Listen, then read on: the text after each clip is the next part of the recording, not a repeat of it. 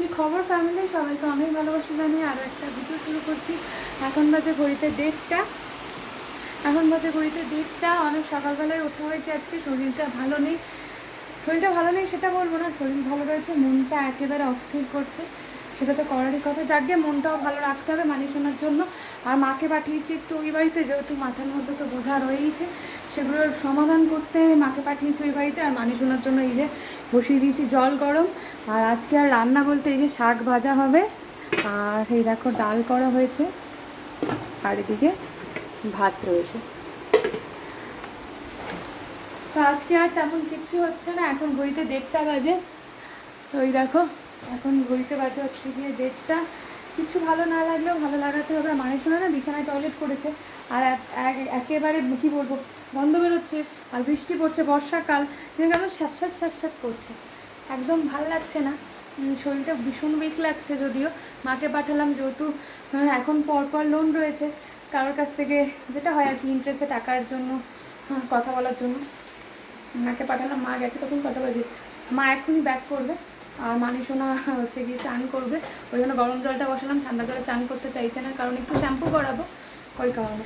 অনেক চেষ্টা করেছি, অনেকবার ফোন করেছি, ফোন ধরেনি। কী কারণ, কী রিজন, আমি ওই যে ব্যাপারটা এখানেই স্টপ থাক। সে মানুষটা যখন আসতে চাইছে না,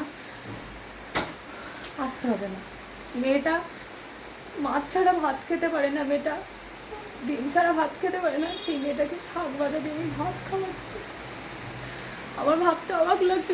তোমাদের কী বলবো, ওই ছোট্ট মেয়েটা, বাইরে বৃষ্টি পড়ছে অঝরে, মা সকালবেলা ওকে নিয়ে বাজারে গেছিলো, শাক আনতে গেছিলো। তো মাকে বলছে যে দিদি আমি ডাব খাবো। মার কাছে হয়তো পয়সা ছিল না, জানি না ঠিক। তখন বলছে ডাব খাবি, দাঁড়া কিনে দিচ্ছে। বলছে তোমার কাছে পয়সা নেই? মার কোনো পয়সা নেই, দাঁড়াও তাহলে তুমি আমাকে আখের রস খাও। আখের রস তো বলতে পারে না, আনের রস খাওয়াও। আর মা বুঝতে পারছে না, বাড়িতে নিয়ে এসে আমাকে বলছে মা জানো দিদা আমাকে আনের রস খাওয়াইনি, আমি জানি তোমার কাছে পয়সা নেই। আমি কর্মক নিয়ে যে মেয়েটার সামনে দাঁড়াচ্ছি, আমি একমাত্র জানি।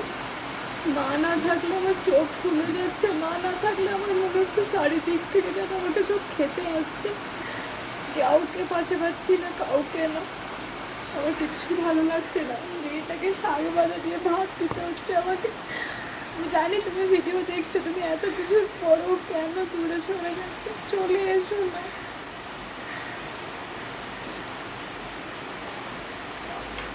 কিছু বলার নেই, যাকে মনটাকে স্ট্রং করতে হবে।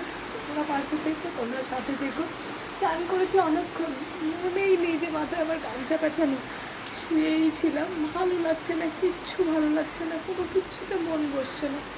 যাই, জল গরম মনে হয় হয়ে গেছে, মালি সোনাকে চানটা করিয়ে দিই। মাম্মাম দরজা খোলো, মাম্মা কয় তুমি ইন্ডাকশনে তুমি কি করছো? না না না না, কারেন্ট খেয়ে যাবে, চলে এসো। হ্যাঁ গরম জলে চান করবে, চলে এসো, চলে এসো, চলো ঘরে বাথরুমে চলো। বলতে মা চলে এসছে, আর এই দেখো মা এখন আলু কাটছে, আর ওদিকে শাক ভাজা চাপিয়ে রেখেছে, ভাতটা উঠলো রেখে। তুই বেরাস করিস কেন? এই বাবা, আসবে অনেকক্ষণ ধরে মাথার মধ্যে, সেই কোন সকালবেলা চান করেছি, গামছাটা পেঁচিয়ে রেখে দিয়েছি। এই দেখো মানি শুয়ে রয়েছে। এ মানি, মানি এদিকে মেলে দিলাম, এই যে এদিকটা ঠিক এইরকম। কটা জামা কাপড় রয়েছে ঘরের মধ্যে, গামলার মধ্যে ভেজানো। মানে ভেজানো বলতে কি, টাওয়ালগুলো রয়েছে, সাদা সাদা টাওয়াল, তো সেই বেশ বলে বড্ড ময়লা হয়েছে, ওগুলো আমি কালকে গরম জল দিয়ে ভিজিয়ে রাখলাম। আর ভিজে কিছু জামা কাপড় রয়েছে, ভাবলাম একটু মেলে দেবো। ও বাবা, হুড়হুড়িয়ে বৃষ্টি নামলো, আর মেলতে পারলাম না। বৃষ্টি কমলো আর মা ঢুকলো। এখন বাজে কটা, 1:30 বেজে গেছে, 1:30 সরি 2:30 হয়ে গেছে, 2:30 হয়ে গেছে। আর মানি সোনা ঘুমাচ্ছিল, মা সবে আসলো।